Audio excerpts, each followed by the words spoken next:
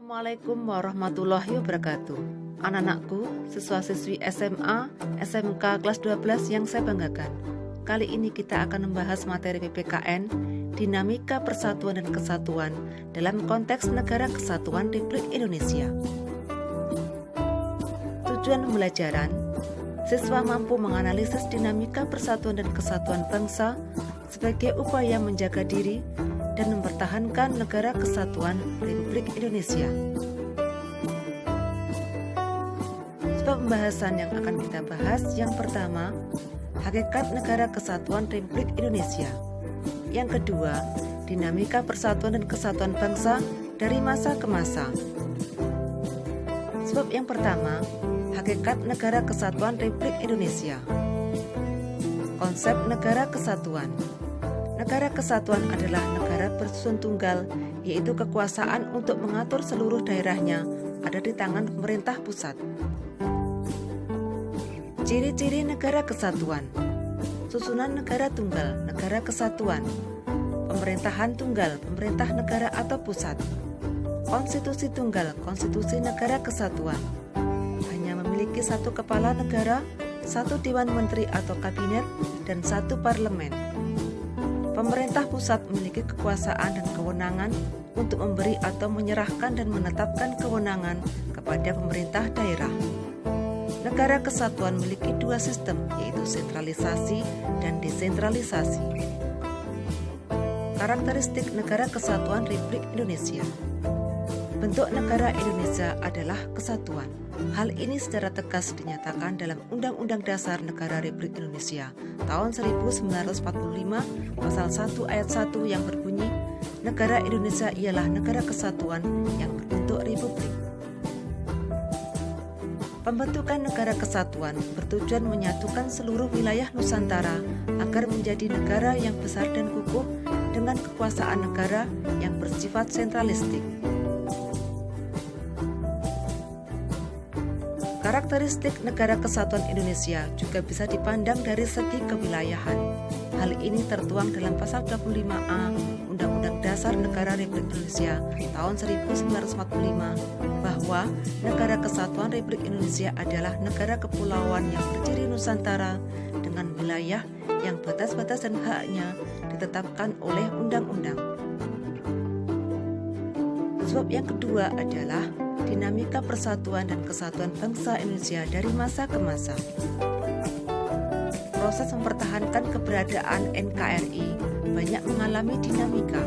Persatuan dan kesatuan bangsa yang menjadi modal utama mempertahankan NKRI tidak selamanya berdiri kokoh, tetapi juga menghadapi ujian. Namun ujian itu tidak memperlemah Negara Kesatuan Republik Indonesia, tapi semakin memperkukuh ekstensinya di dunia internasional. Persatuan dan kesatuan bangsa Indonesia dari masa ke masa. Masa Revolusi Kemerdekaan, masa Republik Indonesia Serikat, masa Demokrasi Liberal, masa Orde Lama, masa Orde Baru, dan masa Reformasi. Persatuan dan kesatuan bangsa pada masa Revolusi Kemerdekaan. Bentuk negara adalah kesatuan. Bentuk pemerintahan republik dan presiden berkedudukan sebagai kepala negara sekaligus kepala pemerintahan. Sistem pemerintahan presidensil. Lembaga MPR, DPR, DPA, BPK, dan MA belum dapat diwujudkan meski terdapat dalam Undang-Undang Dasar 1945. Dikeluarkannya maklumat pemerintah tanggal 14 November 1945 tentang perubahan pemerintah presidensil menjadi sistem parlementer. Munculnya gerakan-gerakan antara lain pemberontakan Partai Komunis Indonesia atau PKI di Madiun tahun 1948, pemberontakan DITII di Jawa Barat. Persatuan dan kesatuan bangsa masa Republik Indonesia Serikat. Bentuk negara adalah kesatuan. Bentuk pemerintahan republik. Sistem pemerintahan parlementer. Parlemen terdiri dari dua badan, yaitu Senat dan DPR. Munculnya gerakan-gerakan antara lain Gerakan Angkatan Perang Ratu Adil atau APRA di Bandung tahun 1950. Pemberontakan anti-ASIS di Makassar, Gerakan Republik Maluku Selatan. Persatuan dan Kesatuan Bangsa masa demokrasi liberal. Bentuk negara adalah serikat. Bentuk pemerintahan republik dengan presiden sebagai kepala negara. Sistem pemerintahan parlementer dengan kabinet parlementer yang dipimpin oleh Perdana Menteri. Diberlakukannya Undang-Undang Dasar Sementara Republik Indonesia tahun 1950. Terjadi 7 kali pergantian kabinet. Pelaksanaan pemilu pertama pada masa Kabinet Burhanuddin pada tahun 1955 yang memilih anggota parlemen dan anggota konstituante. Kegagalan konstituante dan perdebatan mendorong presiden mengeluarkan dekret presiden pada tanggal 5 Juli tahun 1959. Munculnya gerakan-gerakan antara lain Gerakan DITII di Sulawesi, Aceh, dan Kalimantan Selatan. Pemberontakan PRRI, Permesta di Sulawesi. Persatuan dan Kesatuan Bangsa masa Orde Lama. Berlakunya kembali Undang-Undang Dasar 1945. Bentuk negara adalah kesatuan dengan bentuk pemerintahan republik dan sistem pemerintahan presidensil di mana presiden sebagai kepala negara sekaligus kepala pemerintahan. Namun pelaksanaannya terjadi penyimpangan, yaitu pemimpin MPR, DPR, BPK, dan MA diberi kedudukan sebagai menteri sehingga berada di bawah presiden.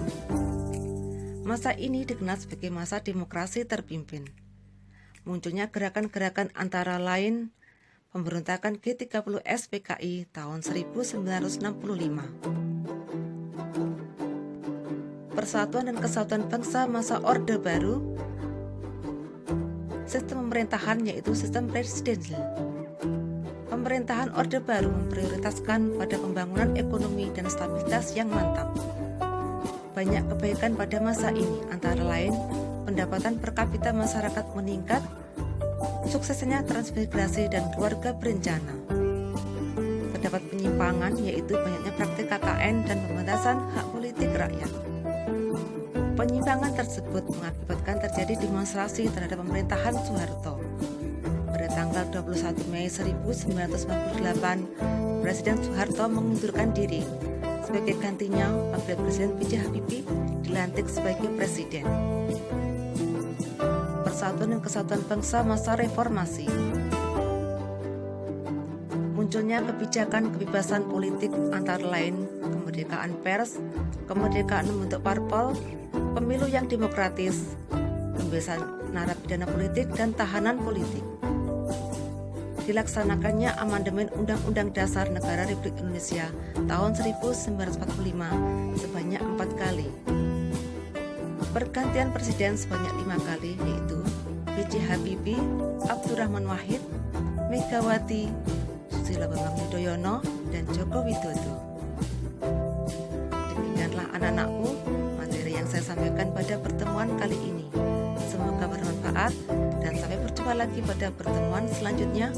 Wassalamualaikum warahmatullahi wabarakatuh.